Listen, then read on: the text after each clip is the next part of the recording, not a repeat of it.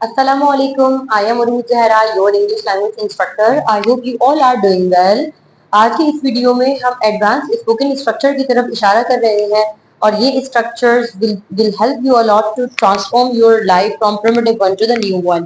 अगर आप हमारे चैनल पर नए हैं और अब तक सब्सक्राइब नहीं किया है तो kindly go there and subscribe our channel. साथ ही बेल आइकन को प्रेस कर लें ताकि हर वीडियो आपको सबसे पहले पहुंच सके। हमारी वीडियोस में आपको कुछ यूनिक चीजें मिल रही हैं। रोजाना हम आपके साथ कुछ ऐसा कंटेंट शेयर कर रहे हैं जो आपके लिए काफी हेल्पफुल होगा। तो आइए जरा डिस्कस करते हैं एक ऐसा इंपॉर्टेंट कंसेप्ट जिसके साथ मजीद दो कंसेप्ट हम और देखेंगे और इन स्पोकन स्ट्रक्चर्स की मदद से आप मुख्तलिफ सेंटेंसेस बना सकते हैं। सबसे पहले हम देख सकते हैं ऑन बोर्ड लिखा है there is no other way. There is no other way का मतलब होता है कि कोई और रास्ता नहीं है। फॉर एग्जाम्पल अगर आप कहना चाह रहे हैं कि मेरे पास कोई और रास्ता नहीं है, there is no other way. Okay, लेकिन यहाँ पर आपने टू की बात की है तो यहाँ पर ये बात समझ आ रही है there is no other way to work more. तो यहाँ पर दो तरह के जुमले हैं। आप शुरू वाले सेंटेंस में ये कहना चाह रहे हैं कि मेरे पास कोई और रास्ता नहीं है लेकिन सिवाय ये करने के, यानी कि कोई और चारा हमारे पास नहीं है। तो आप ये कह सकते हैं there is no other way to work more, मेरे पास काम करने के अलावा कोई और चारा नहीं है। There is no other way to speak truth, मेरे पास सच बोलने के अलावा कोई और चारा नहीं है। There is no other way to make a promise, यानी कोई और रास्ता नहीं है सिवाय वादा करने के। तो अगर आप कहना चाह रहे हैं कि सिवाय वादा करने के मेरे पास कोई और रास्ता नहीं है, there is no other way but to make promise या टू मेक अ प्रॉमिस। बिल्कुल ऐसे ही है, there is no other way to accept the reality, कि सच को मानने के अलावा मेरे पास कोई चारा नहीं है। इसके मतलब अगर मैं कहना चाहूँ कि मेरे पास सच मानना ही मेरी लास्ट प्रायोरिटी है और I have to accept the truth, यानी there is no other way but to accept the reality. तो बिल्कुल ऐसे ही अगर मैं कहती हूँ कि आपके आपके लिए भी अगर हम एक बात कहते हैं कि मेरे पास कोई और रास्ता नहीं है माफ कर देने के अलावा, there is no other way but to forgive, but to, या फिर आप सिंपल कह सकते हैं there is no other way to forgive. Okay, आगे देख लेते हैं। अगर हम कहते हैं कि हमारे पास कोई और रास्ता नहीं है सिवाय आप जॉब करने के, there is no other way to, अब आगे हम देख लेते हैं there is no other way to earn the money. तो इस तरीके के आप मुख्तलिफ सेंटेंसेस बना सकते हैं।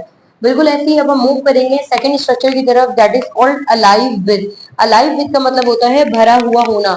अगर आप ये कह रहे हैं कि कोई एक चीज किसी चीज से भरी हुई है, इसको हम अलाइव विद के साथ बनाते हैं और यहाँ पर हम फ्रॉड विद भी लगा सकते हैं, FRAUGHT, फ्रॉड विद भी अलाइव विद की तरह ही एडवांस स्ट्रक्चर है। तो आपने कुछ भी नहीं करना, जो चीज आप कह रहे हैं कि ये चीज इससे भरी हुई है तो आप पहले उस चीज को लेकर आ जाएंगे, देन इज एम आर आ जाएगा, देन फिर जिस चीज से भरी हुई है अलाइव विद, और जिस चीज से भरी हुई है वो हमारे पास सेंटेंस के लास्ट में आ जाएगा।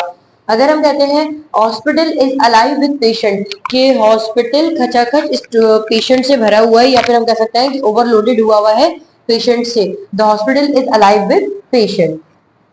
The bus is alive with passengers, के बस जो है वो पैसेंजर से भरी हुई है। और the class is alive with students, के क्लास स्टूडेंट से भरी हुई है। तो हम यहाँ पर ये कह सकते हैं कि तुम्हारी जिंदगी खुशियों से भरी हुई है, your life is alive with happiness, उन लोगों की जिंदगी जो है वो गमों से भरी हुई है। देयर लाइफ, अब मैं यहाँ पर उन लोगों की जिंदगी की बात करूँ, their life is alive with sadness. अगर मैं कहती हूँ कि ये फिल्म इमोशन से भरी हुई है, this film is fraught with emotions, तुम्हारी आंखें आंसुओं से भरी हुई है, your eyes are fraught with tears. तो हम ये भी कह सकते हैं कि आपकी आवाज में दर्द है, your voice is fraught with pain. तो हमने कोई भी चीज लगानी है उसके साथ आप अलाइव विद का खूबसूरत स्ट्रक्चर लगा सकते हैं। बिल्कुल ऐसे ही हम थर्ड स्ट्रक्चर की तरफ चलेंगे, एज डायरेक्टेड। एज डायरेक्टेड का मतलब है कि जैसा कहा गया है, कुछ भी नहीं करना है, सबसे पहले आपने सिर्फ वर्ब एक तरफ लगा देना है, देन इसके बाद अगर एज डायरेक्टेड आ रहा है तो एज डायरेक्टेड का मतलब होता है जैसा कहा गया है। अगर आपको कहते हैं स्पीक एज डायरेक्टेड, वैसा ही बोलो जैसा कहा गया है, स्पीक एज डायरेक्टेड। बिल्कुल ऐसे ही है, वर्क एज डायरेक्टेड, जैसा कहा गया है वैसा करो, तो हम इसको क्या कहेंगे, वर्क एज डायरेक्टेड।